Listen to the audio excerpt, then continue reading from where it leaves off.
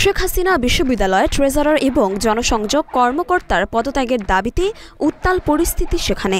সোমবার দুপুর থেকে শুরু হওয়া এই আন্দোলন অনির্দিষ্টকালের জন্য চালিয়ে যাবেন বলেও জানান বিশ্ববিদ্যালয় শিক্ষার্থীরা। ইতোমধ্যে অসুস্থ হয়ে হাসপাতালে ভর্তি হয়েছে এক শিক্ষার্থী। তারা বলছেন প্রয়োজনে মারা যাবেন, তবুও ক্যাম্পাস ছাড়বেন না।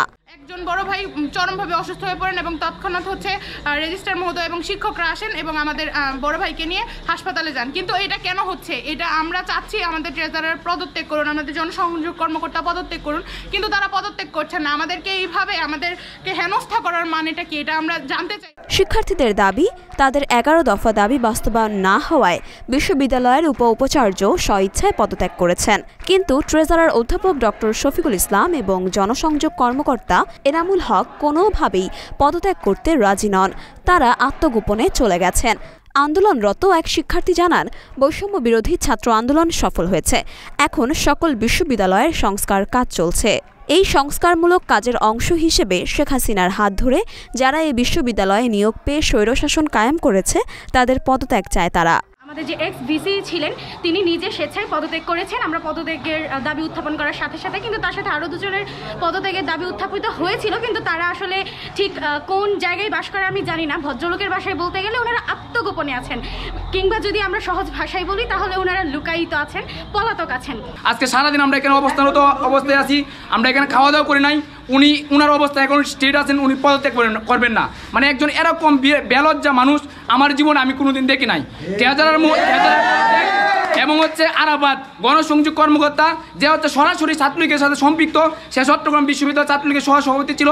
সে যদি এই ক্যাম্পাসে থাকে তাহলে সে কোনো না কোনোভাবে চাইবে আওয়ামী লীগকে দালালি করার জন্য। এই দালালিটা করে এই ইউনিভার্সিটির ক্ষতি সাধন করার চেষ্টা। বিশ্ববিদ্যালয়ের আরেক শিক্ষার্থী বলেন, কোনোভাবেই পদত্যাগ করতে চান না এই দুজন। কিন্তু বিশ্ববিদ্যালয়ের শিক্ষার্থীরা ঘোষণা দিয়েই রেখেছে, যতদিন পর্যন্ত ট্রেজারার ও জনসংযোগ কর্মকর্তা পদত্যাগ না করবে ততদিন পর্যন্ত তারা এই অবস্থান কর্মসূচি চালাবে।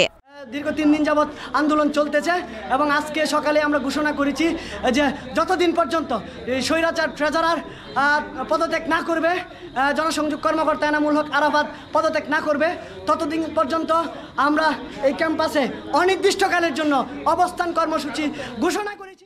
শিক্ষার্থীদের অভিযোগ, জনসংযোগ কর্মকর্তা বিভিন্নভাবে ছাত্রীদের লাঞ্ছিত করেছে। পদত্যাগ করা ছাড়া তাদের সামনে কোনো পথ খোলা নেই।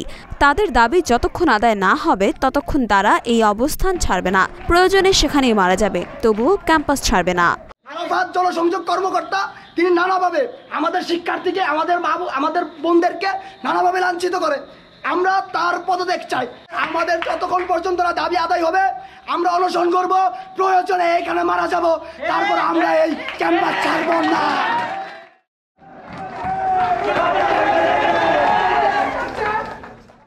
মরিয়ম মিম, ঢাকা পোস্ট।